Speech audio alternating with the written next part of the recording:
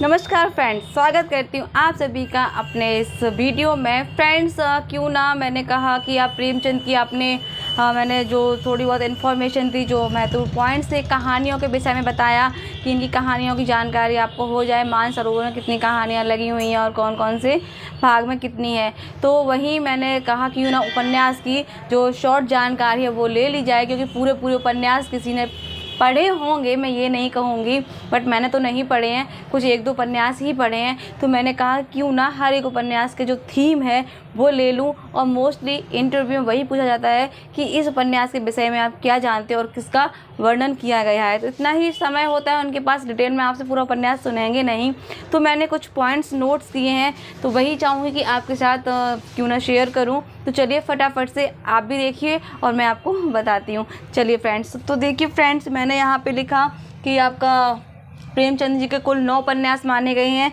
But एक बार केंद्रीय विद्यालय का मैं बहुत पहले 2017 में मैंने एग्ज़ाम दिया था, तो उसमें पूछा गया था, आया था ये प्रश्न कि प्रेमचंद जी के कुल उपन्यास कितने हैं। तो ऑप्शन में 9 भी था, 11 भी था, 8 भी था, 7 भी था। मुझे उस समय पता नहीं था, कोई तैयारी नहीं थी, लेकिन जब मैंने यहाँ देखा तो काफ़ी लोगों ने 9 बताए, काफ़ी लोगों ने 11 बताए। वो कैसे बताए, चलिए हम फटाफट से देख लेते हैं। तो फ्रेंड्स, वैसे तो इनके प्रेमचंद जी के कुल 9 उपन्यास यहाँ पर दिए गए हैं, जिसमें पहले सेवा सदन जो इनका सबसे पहला उपन्यास है लिखा हुआ। उपन्यास की बात हो रही है फ्रेंड्स, ना कि कहानी का हमने आपके जो पहला वीडियो था उसमें डिस्कस कर चुके हैं। अब इस वीडियो में हम उपन्यास का डिस्कस करेंगे, ठीक है। तो सेवा सदन 1918 में, ये आपको याद रखने की सेवा सदन जो है वो 1918 में यह उपन्यास पहले बाजार-ए-हुस्न के नाम से उर्दू में लिखा गया था। जैसा कि हमने बताया था कहानी में कि मुंशी प्रेमचंद जी नवाब राय से उर्दू में लिखते थे, तो उन्होंने जितने उपन्यास लिखे तो हर एक का उर्दू नाम भी है।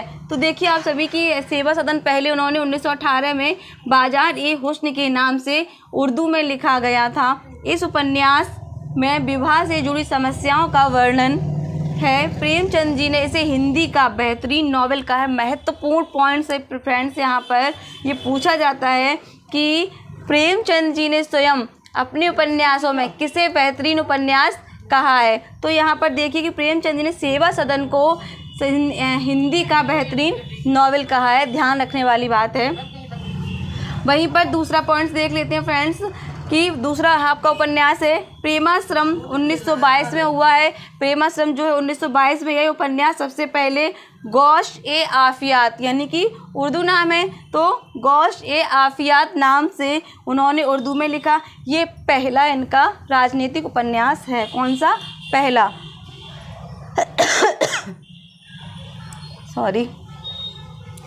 पहला राजनीतिक उपन्यास है। इसमें कृषक जीवन से जुड़ी समस्याएं हैं, यानी कि इसमें 1922 में जो आपका प्रेमाश्रम है गौश-ए-आफियात नाम से लिखा गया था, और इसमें वर्णन किसका है? कृषक जीवन समस्याओं का वर्णन है, और ये हिंदी का पहला राजनीतिक उपन्यास है। वहीं पर देखिए नंबर 3, शायद आपको दिख रहा हो क्योंकि नीचे बोर्ड छोटा पड़ जाता है फ्रेंड्स, और राइटिंग भी कुछ बहुत अच्छा नहीं है। बस प्रयास कर रही हूँ कि थोड़ा शायद राइटिंग अच्छा हो जाए, कोशिश करिए आप लोग, कोऑपरेट करिए कि समझ में आ जाए।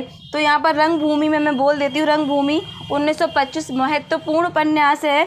TGT 2021 में इसमें से पात्र का नाम प्रश्न आया था और मैंने एग्ज़ाम दिया था, तो ये क्वेश्चन तो मेरा सही हो गया था। तो रंगभूमि, क्वेश्चन अभी याद नहीं आ रहा फ्रेंड्स, तो याद आएगा तो ज़रूर बताऊंगी। रंगभूमि 1925, यह चौगान-ए-हस्ती, ये आपको बहुत याद रखने वाली चीज़ें जो उनकी उर्दू वाले नाम है वो आपको याद रखना है। तो रंगभूमि 1925 चौगान-ए-हस्ती नाम से इन्होंने क्या किया, इसको लिखा। इसमें शासक और अधिकारी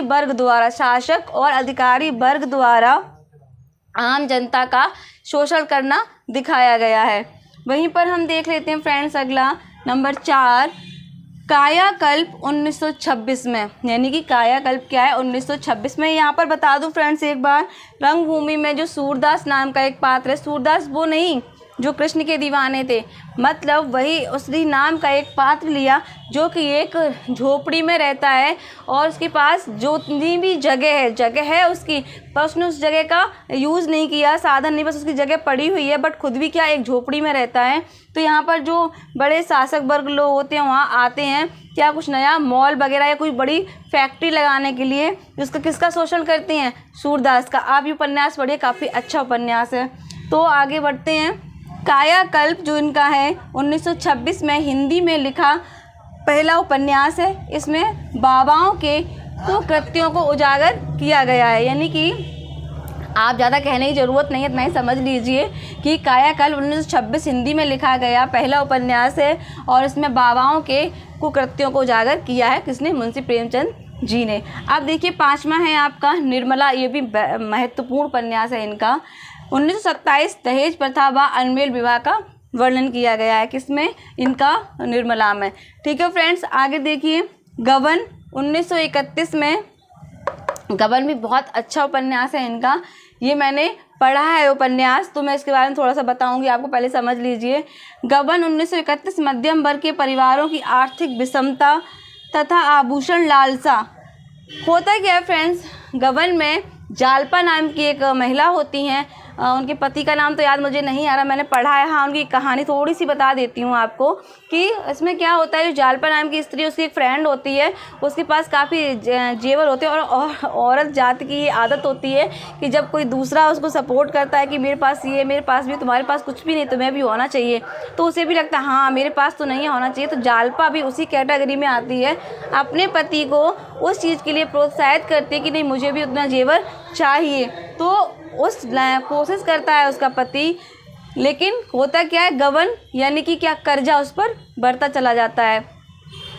तो यहाँ पर देखिए दूसरा है आपका 7 नंबर कर्मभूमि। ये भी महत्वपूर्ण उपन्यास है प्रेमचंद जी का। कर्मभूमि 1932 हिंदू समाज में हरिजनों का वर्णन है, यानी कि हमारे हिंदू समाज में हरिजनों की क्या स्थिति रही है उसका वर्णन किया है। किसने? प्रेमचंद जी ने। आप सभी जानते होंगे कि हमारे डॉक्टर अंबेडकर साहब ने कितना संघर्ष किया और कितना प्रयास किया, तब जाके इस नाम से या जाति का जो भेदभाव है काफ़ी हद तक कम हुआ है। तो प्रेमचंद जी ने इस पर लिखा है कि हरिजनों का इसमें वर्णन किया है। किसमें? कर्मभूमि 1932 में। अब देख लेंगे 8वां उनका जो है नंबर 8 गोदान। आप सभी परिचित हैं गोदान से, मुझे लगता है कि ज़्यादा कुछ बताने की ज़रूरत नहीं है। गोदान एक ऐसा उपन्यास है, भारत में ही नहीं बल्कि पूरे विश्व में चर्चित है। गोदान 1935 में भारतीय किसान मजदूरों की समस्याओं का वर्णन है। आप सबको पता है होरी नाम का इसमें एक पात्र होता है और किस तरह वो जमींदारों के कर्जे से लेकर, यानी कि उसको एक गाय की इच्छा होती है कि मेरे घर में एक गाय हो जिसको मैं पाल सकूं, और तो गाय की लालसा में वो इतनी किसानी मजदूरी करने के बाद भी अंतिम क्षण में उसे गाय के दर्शन नहीं होते हैं। अगर आप किसी ने अगर ये गोदान नहीं पढ़ा है तो प्लीज़ उसको पढ़िए ज़रूर। काफ़ी मार्मिक कहानी है, और मार्मिक ही नहीं बल्कि हमारे भारत में जो किसानों की समस्याएं हैं, जो मजदूरों की समस्याएं हैं, उन सबको प्रेमचंद जी ने अच्छे से उजागर किया है। मेहता नाम के इसमें एक उपन्यास है, राय साहब हैं, होरी, उनकी पत्नी धनिया, झुरिया, ये सभी इसके क्या हैं? पात्र हैं। तो फ्रेंड्स आगे देख लेते हैं, उपन्यास ज़रूर पढ़िएगा गोदान। तो मंगलसूत्र अगला देख लेते हैं, 9 है इनका मंगलसूत्र। मंगलसूत्र में क्या है फ्रेंड्स? 1936 में है और आपका गोदान 1935 में। तो अधूरा है, यानी कि जब ये मंगलसूत्र लिख रहे थे प्रेमचंद जी तभी इनकी क्या मृत्यु हो जाती है। तो अधूरा इनका जो उपन्यास होता है, इनके पुत्र कौन? अमृत राय इसको पूरा करते हैं। एक चीज़ याद आ गई इनके पुत्र से, अमृत राय जी ने पूरा किया। वहीं इनकी पत्नी शिवरानी देवी, जो कि इन्होंने दूसरा विवाह किया था, काफ़ी सपोर्टिव थी ये प्रेमचंद जी के प्रति, तो इन्होंने प्रेमचंद जी का पूरा साथ दिया और इन्होंने प्रेमचंद जी कुछ रचनाएं हैं, कुछ जीवनी जो उन्होंने पूरी भी की हैं, वो आप लोग सर्च करिए, ये आप लोगों का होमवर्क है। तो आगे देखिए, ये हो गया इनका। हमने कहा था कि कुछ लोग 11 मानते हैं और कुछ लोग 9 मानते हैं। तो फ्रेंड्स यहाँ पे दिया हुआ है कि जलवा ए निसार और मनोरमा, मैंने ब्रैकेट में ये लिखे हुए हैं, ये 2 उपन्यास और माने जाते हैं, पर ये अभी पूर्णता कहीं दिखाए नहीं गए हैं, बस ये माने जाते हैं। तो जो हमें पढ़ने हैं वो उनके क्या हैं? प्रेमचंद जी के पूरे कितने 9 उपन्यास हैं।